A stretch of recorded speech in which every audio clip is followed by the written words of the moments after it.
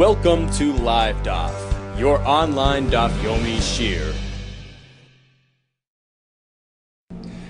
Shalom Aleichem and welcome back to today's DAF Hayomi Maseches Bava Kamma DAF Lamed Beis. We are at the Mishnah on Lamed Aleph Lamed Beis, 5 lines off the bottom. Says the Mishnah, Ze ba b'chavisoi v'ze ba b'karosoi. Two people walking down the road, each one holding an item. This one a barrel, this one a beam, and they collide with each other. And what happens? Nishbara kadoy shalzeh b'karosoi shalzeh. This fellow's container breaks upon impact with the other fellow's beam. Is he responsible? No, pater. Why? Because they both have right of way, full access to this street. Shalazeh rishus lahalech. Well, they both have a full right to travel on the road. But let's say they're walking one behind the other. The fellow holding the kaira is up ahead. The fellow with the barrel behind.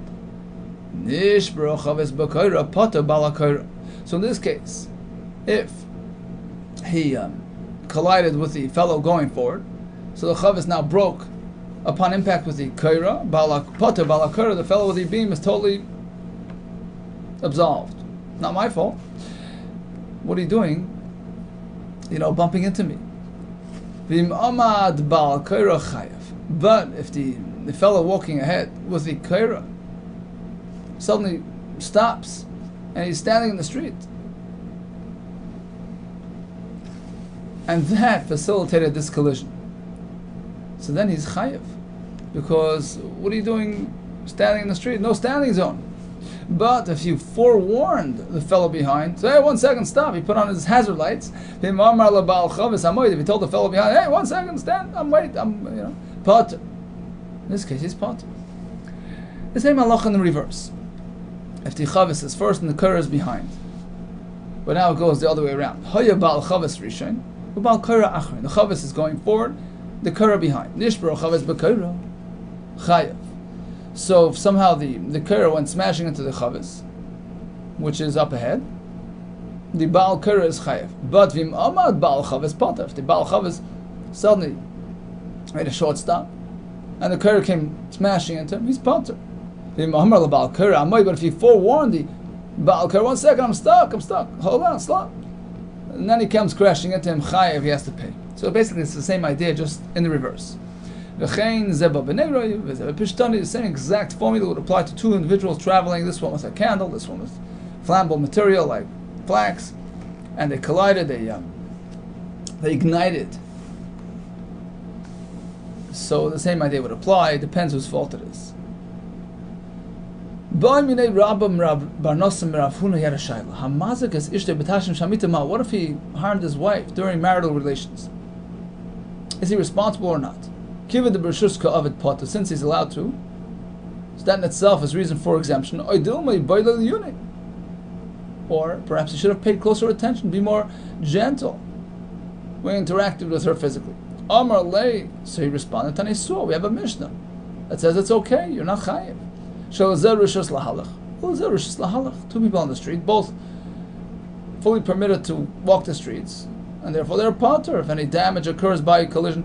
Here as well, the activity is permissible, and therefore there's no liability. Amar Rava, if anything, the opposite. Kal v'chaymer, we can use a kal v'chaymer to hold the husband liable.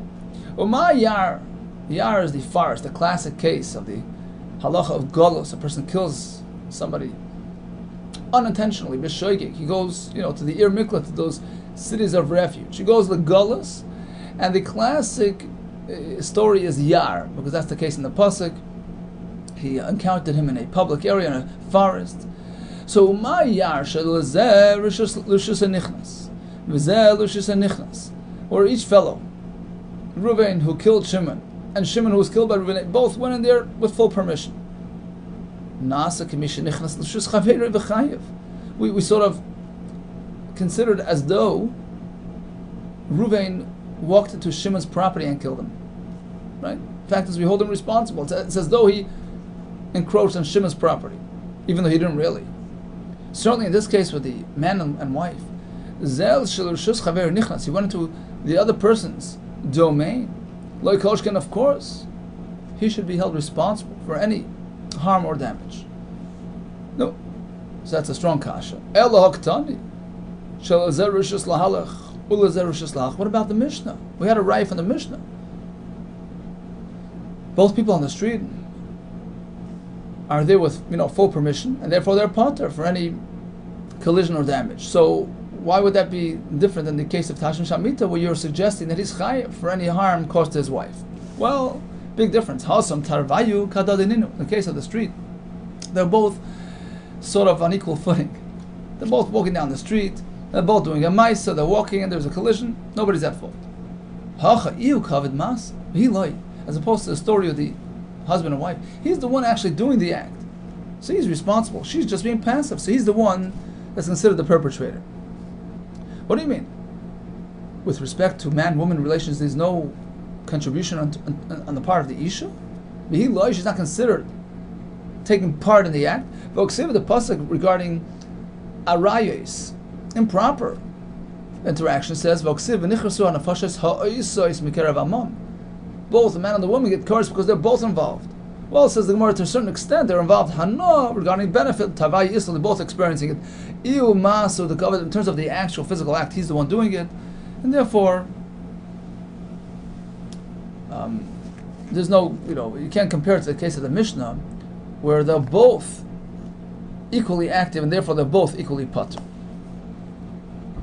Continues the Gemara.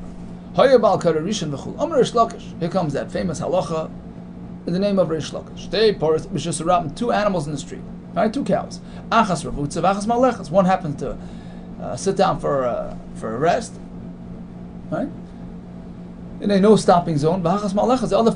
The other cow, is walking along. Bata malechas baravutza. So the one that was walking happened to give a kick to the one that's crouching. P'tura. She's not liable for any damages because you have no right sitting in the street. But Ravutza b'malechas chayeves, the one Ravutza, the one was crouching, strikes the one that's walking by, she is chayev.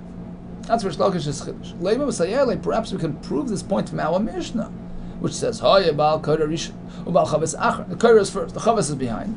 This broke chaves b'koyra pater, and the chaves goes crashing into the koyra ahead. Pater, the ba'al koyra is pater, not responsible. V'im amad ba'al koyra chayev. But if the koyra suddenly stops in the middle of the street, and the chavis comes crashing in from behind, he's chayav. Now, this is a very similar example to the parah, who's crouching, striking at the parah walking by. The parah who decided to stop wrecked the chavis who came from behind. What does Mishnah say? The fellow who stood still in the street is chayav. That's a right to Reish Lakish. But Tisper, how can you suggest that this is a raya? Hasayi baya? Is this really a raya? How can you suggest a raya from this Mishnah? Not only isn't it going to prove anything to Reish Lakish, ela mikshana mikasha, it's actually a kasha on Reish Lakish. Listen to this. We can make a dig from the Mishnah which will sort of oppose Reish Lakish. Ta'ama the bata, because Reish Lakish says, look, the parah on the floor kicks the parah walking by, is chayiv. Ha huska mele pata. Apparently Reish Lakish will agree that if the crouched animal isn't doing an active act of vandalism, he's just sitting there and just in a passive state, and the one walking by trips over him, he's pater. If it happens just on its own, pater. That would seem to be the case from Reish Lakish. Only if you hit him, but if he's just being passive, the Mishnah seems to indicate that there's no difference. Even being passively negligent is liable. That's the case of the Mishnah. The Baal Kura is up ahead. He stands still. Short stop. He didn't actually actively hit anybody. What does Mishnah say? He's fully responsible for the fellow crashed in from behind. So that's a kasha. If anything, it's a kasha on Reish Lakish, who seems to hold that he's pater in this case. Well, Masnisin the Paskal Urcha Keshalda. The Mishnah is a different case, because here we're speaking that the Paskal Urcha, when he stopped with his big beam, ran all across the street. It sort of obstructed the entire lane, entire highway. Keshalda, like a dead animal. So here, even standing still passively creates a hazard, and makes you fully responsible. Hachak going to Rabba b'chad gisa, as opposed to Rish Lakish, where the animal crouched on one side of the lane. So the other one should have, bypassed him, should have bumped into him. So if he's just sitting there passively, he's not responsible for somebody bumping into him. He shouldn't have bumped into me. It's only if he actually struck out at the animal walking by, then he's chayiv. But in the case of the Mishnah, all would agree that even in his passive state, he's considered a masik because he's obstructing the entire highway. No way to go. Says the Gemara, actually, if we take a look at the next part of the Mishnah, we have a right to Rish Lakish. It says like this: the chavis is up ahead, the curry is from behind. So the chavis was hit from behind by the kaira. So the Baal Kaira is chayav for the damage. But if the chavetz decided to make a short stop, potter. So the Baal Kaira coming behind us, potter. What's this case comparable to? It's like the animal walking by, striking at the animal standing still. And Rish Lakish says that he's potter because what are you doing sitting in the street, right? So here as well, we have a situation where the chavis up ahead, short stopped, and therefore the Baal Kaira hitting him from behind is not chayiv. That's a right to Rish Lakish. Uktani pot. So as the Gemara, perhaps it's not a raya because masnisin dechi urche komaski. In the case of the Mishnah, they're both walking, normally. Right? The Baal Kaira coming from behind didn't actually do anything to hit the Baal Kaira. He's just walking. So he's not to blame for that collision. But where a cow was walking by and sees another animal sitting by and decides to have fun and give him a kick, perhaps it's different. Amar lay, the animal lying down, sort of addressed the animal who struck him. Amar lay nehidi islach rishus l'skuya lai. Sure, you have full permission to walk over me. If I'm in your way, walk over me. Okay, but not to kick me. Totally different story. Who gave permission to kick me? So perhaps in that case you would be chayiv. So there isn't necessarily a right from Rish Lakish, from the Mishnah to Rish Lakish. Okay, so bottom line is, we have people walking down the street. Typically, nobody's responsible unless somebody made a short stop, failed to warn, etc., etc. We had a shaila of Tashon Shamita. We thought we had a raya, which didn't really pan out. And we have Chiddush of Rish Lakish. And we thought we had some rayas in the Mishnah, which didn't pan out. Continues the next Mishnah. Shnayim shoyim malachim mishas Rabbi. Reuben and Shimon are walking down the road.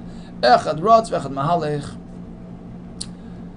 Or you have one fellow running, the other one walking. Or they're both running in a frenzy. And they sort of trip each other and harm each other. They're both potter. Even in the case where one is running, he's potter. Now that's a machlekes. Masnis now Mishnah. Is the loy ki Isi ben Yehuda is not following Isi's shita, which is the Sanya. We have a brayse. Isi ben Yehuda imer rotz chayiv. Fellas running in the street. That's irresponsible. That's dangerous. Meshum mishun. That's totally unacceptable, right? So, if one fellow is just walking nonchalantly and the other fellow runs by and hits him, strikes him, and bumps him, he's chayiv. Even Isi would agree in some cases that running isn't so terrible. But Erev Shabbos ben Hashmashos, it's Erev Shabbos in the afternoon, everyone's getting ready for Shabbos. Shu Pater, because he has full right to be frenzied and harried at that moment. So if he causes damage, we don't hold him accountable. Amar Rabbi Yehuda, halacha Isi ben Yehuda. That's how we paskin.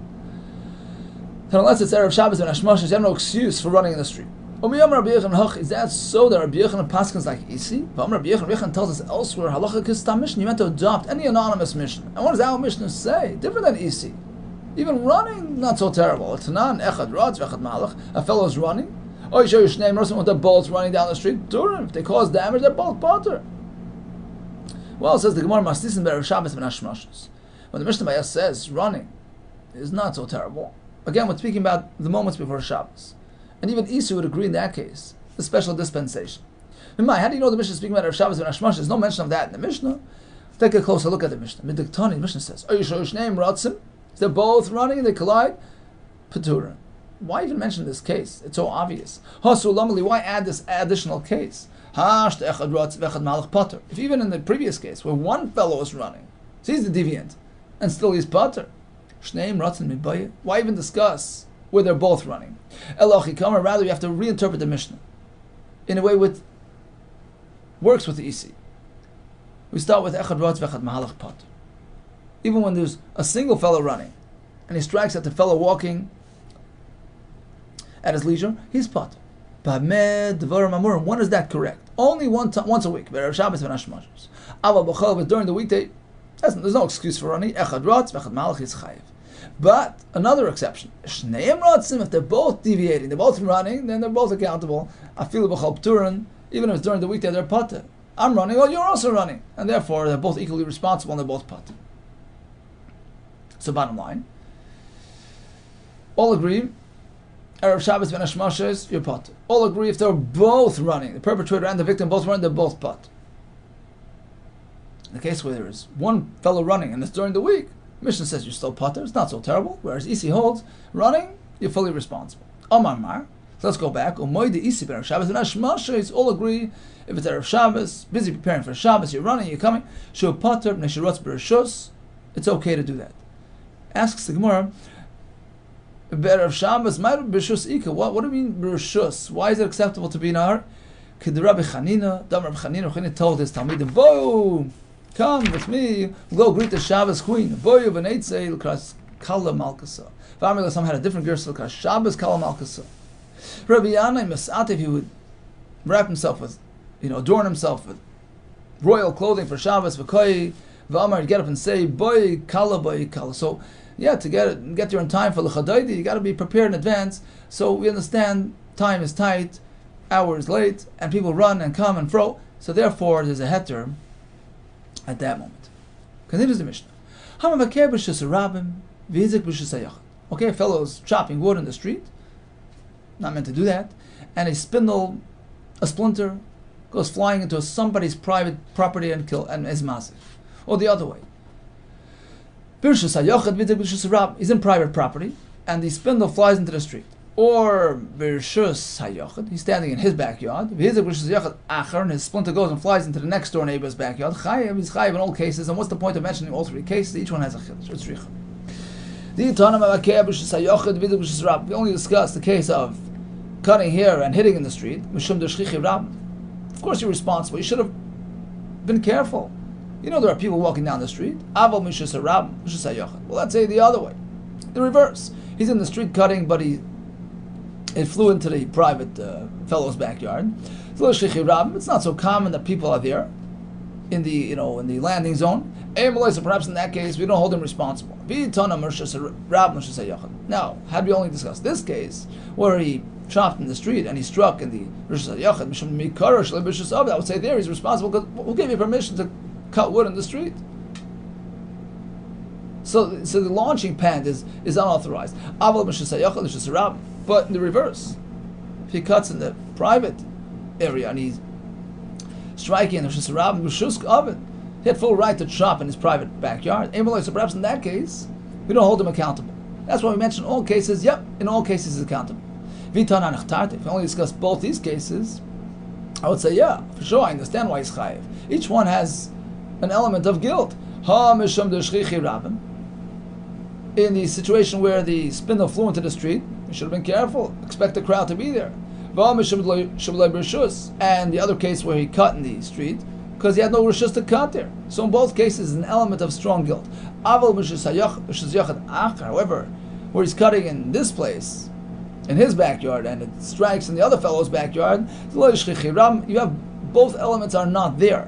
Right? First of all, it isn't the place where people are commonly found, in the landing area. And likewise, the initial, act that he did, the chop wood, Birshus, it was fine. He had right to do it in his backyard. So basically, both elements of guilt are non-existent. So perhaps in this case, it's potat tzricha, and that's why the Mishnah mentions in all three cases you're chayiv.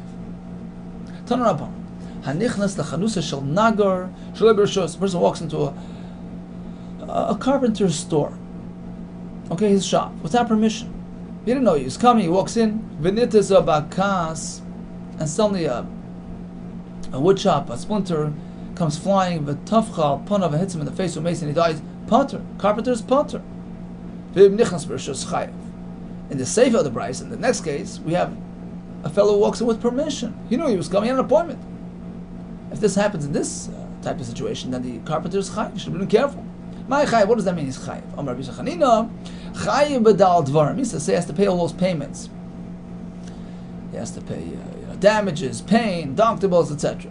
Because there was an element of negligence in the fact that he wasn't careful to protect his customers. But despite the fact that he killed him and he did it b'shoigeg, golus does not apply. Why?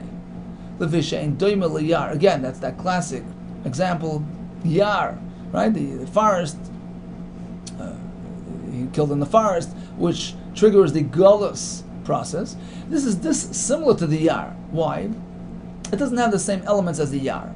Yar, in the case of the forest, where Shimon walks into a forest, which is totally public property, and Reuben comes in with his axe and he's chopping away and he kills Shimon by mistake. So there, yar zel rishus nichnas, zel rishus nichnas. In terms of domain, Reuben walked into his domain, Shimon into his domain. It's a public area. As opposed to this customer, zel rishus chaver nichnas. Ultimately, he's walking into somebody else's domain. That's a totally different case, and therefore there's no golus. Okay, so that's the first opinion. Amar Rabba, just the opposite. If anything, there's more reason for golus in this case. He's more responsible. He's more guilty. Certainly, in the case of the forest, where Reuven walked in Ladaita, he didn't consult with Shimon, and Shimon walked in Ladata, he didn't consult with Reuven. Still, who's responsible? Reuven is responsible. Killing Shimon b'shagi, you got to go to golus. We treat it as though, so to speak, he made an appointment with Reuven. Reuven knew about his coming. Meaning to say that we hold him responsible for killing Shimon, despite the fact that there was no, prearrangement for his arrival. Certainly in this case, certainly in the case of the customer walking into the carpentry, place, he had reshus, right, in the sefer. He had reshus. Lokoshkin, of course, he's guilty for killing him. B'shaygi, he should go to golus. So why is he potter from golus? Elama Rava, you're right. My potter from golus. When we say potter from golus, it doesn't mean because he's not deserving of golus. Golus is not a sufficient means to rectify what he did. It's so terrible. He was negligent. He was careless. So he's sagada b'golus. Golus is not sufficient atonement for what this fellow did. That's exactly why Rabbi Yehuda says there's no golus. All technically it's a shogi. He didn't actually, intentionally kill him, but it borders on mazid, on carelessness. So we know that by mazid there's no golus. By shogi there is golus. What about shogi karv l'mazid? Sort of, in between. Says Rava. This is your case of shogi karv l'mazid, because you knew the fellow was coming in, and therefore there's no golus. Massive Rava. We have a kash on this idea. Shogi karv l'mezid does not trigger golus. We have the emissary of Bezin who's striking, he's giving malchus. Instead of 24, he gave 25. Umeis, and this poor guy died now. The shliach has to go to golus. Why? Because he killed the person b'shogig. It's more than shogig. The shogig karv l'mezid. It's not just plain shogig. He was negligent. He should have realized the maisi inshi b'chad ritzua. A person can get killed by getting struck one more time. He's just at the threshold. One more does it. What do we just say? Goes to golus, even though there's a very strong element of negligence. No, that's not the case. The toy b'minyana. He didn't just strike for no reason. He made a mistake. He was counting, supposed to give a prearranged number of lashes, and he overdid it. He just simply stumbled on the numbers. So Rav sort of struck Rav Simi, tapped him with his sandal, like it's a joking way. Amar Le said, "What kind of answer is that? Mistake with numbers in the Bezdin? This is a very official, formal procedure. Everybody's involved. Everybody's, paying attention. Atu who money? You think the shliach is just making his own count? In which case he can make mistakes. But Tani, you have a brayos. It's a whole process. Godol Shabadayon and Kairei, the head judge, he calls out the psukim. Vasheni Moine, the other judge counts. Vashlishi Omer Hakeyu, on the third judge says strike. So each number is a whole procedure. Elam Rav Simon Marado, I'll tell you what happened. The Ta Dayana Gufe. The Dayan simply miscalculated. He mistook the numbers, and that's what happened. So there's no issue of Karv L'Mezid on account of the Shneich Bezdin. The Dayan made the mistake. Meis, here comes another kash. Hazoyrek is evelyn shesarabim, v'harag. Harez a goyla. So a person, carelessly takes a stone, throws it into the street, and he killed somebody b'shaygi. He goes to golos. Now this is your classic example of karav l'mezid. It's not just a mistake. He was negligent. He was careless. V'achad shaygi karav l'mezidu.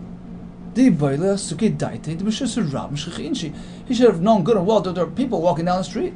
What does the Brisa say? You go to Golas. Omar of Shmuel bar Yitzchak, no. There's no element of Mezid b'seiser skesali. He was just demolishing his wall. He didn't actually take a stone and throw it into the street. Well, he should have still paid attention. Put a fence around. B'seiser b'layt. It was at night. Well, b'layt nami at night as well. He should have looked around to see if there were people around. B'seiser skesala b'yom la'ashba. What happened was he demolished his wall into an ashpa place, like a garbage dump where people tend to their needs. It's not a commonly frequented place. Well, one second. Hay ashpa chadami. What type of ashpa is it? Either shchichi rabim, there are people roaming around the mezadu. Again, it's negligence. Either shchichi rabim, there are no people commonly found. Honestly, then it's an accident. What do you want from me? There's no golas by oynes. Omar papa, loitzricha must be speaking ela ba'ashpa. Ha'asuya lifanis balayla. It's a place where people tend to their needs, the outhouses, at night. But during the day, there are no people doing that. Sometimes you find a person, comes there. So, unlucky to him, he was struck by this wall being demolished because the demolisher had no clue there was somebody there, somebody sitting there. Mezid layavi, you can't consider it a mezid. Because typically people don't come tend to their needs during daytime. So he's not expecting anybody present. Onos namiliyavi, on the other hand, you can't consider an inus. You can't fully absolve him.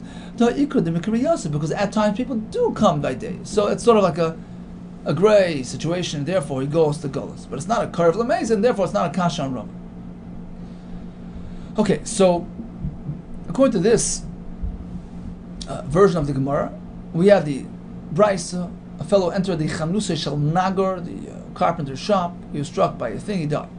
In the ratio we have, he went in there without permission. In the Seifa we have, he went in with permission. And on that we have Rabbi Yehuda who says there's no golos. We had, the explanations why. Now, Rav Papa Mishmei Rava Masna Reish. According to this version, it goes on to the first part of the other Brisa, where he went in without rishus, and he was killed. He was struck by this flying, splinter v'tavchalav panav.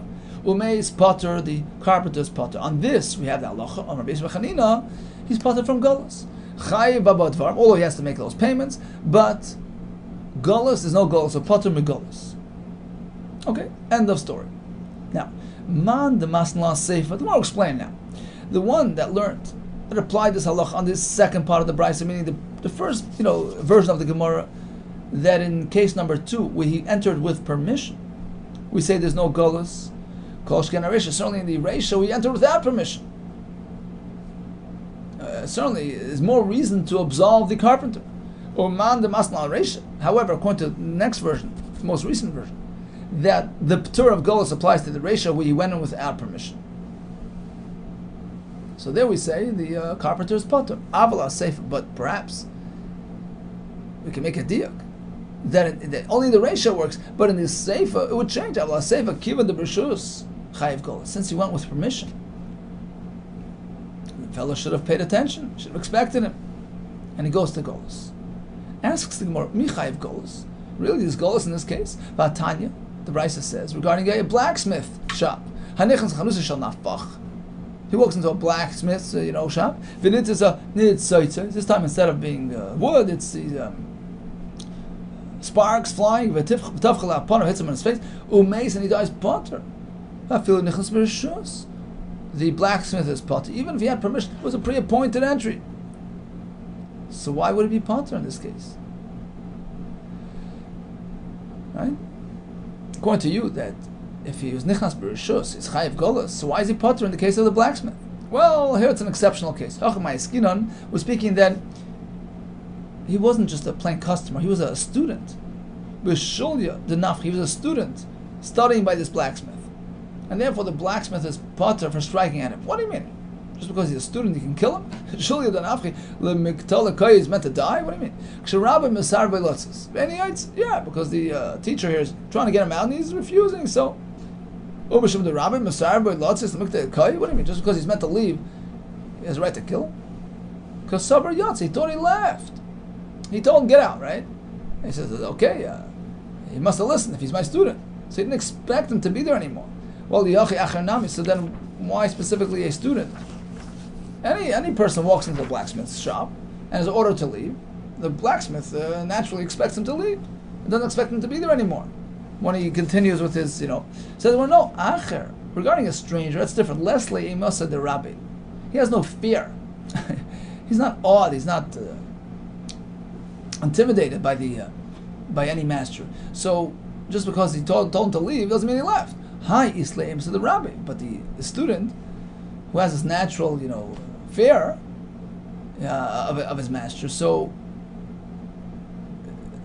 being ordered to leave, the master's wish is his command. He should have left. He expected him to leave, and therefore he no longer expected him to be there when he was banging away, and therefore he's totally absolved from any chiv of gullus, even if the student died as a consequence of his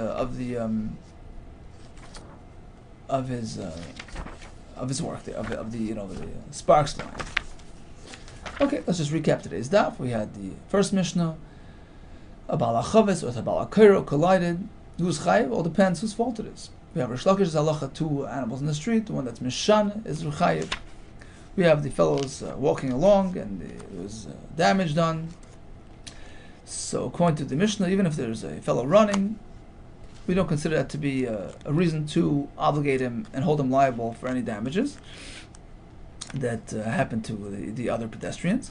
Whereas according to Isa ben Yehuda, running is out of the ordinary, it's mishana, it's mishuna, you're fully responsible except if it's Erev Shabbos ben Hashmashas, or if they're both running, in which case they're both equally responsible. We have the Mishnah with the fellow chopping wood, wherever it strikes, he's chayav. We have the Brisa of the customer walking into the carpenter shop, or the fellow walking into the blacksmith shop, and we discussed why he would be potter from gullus.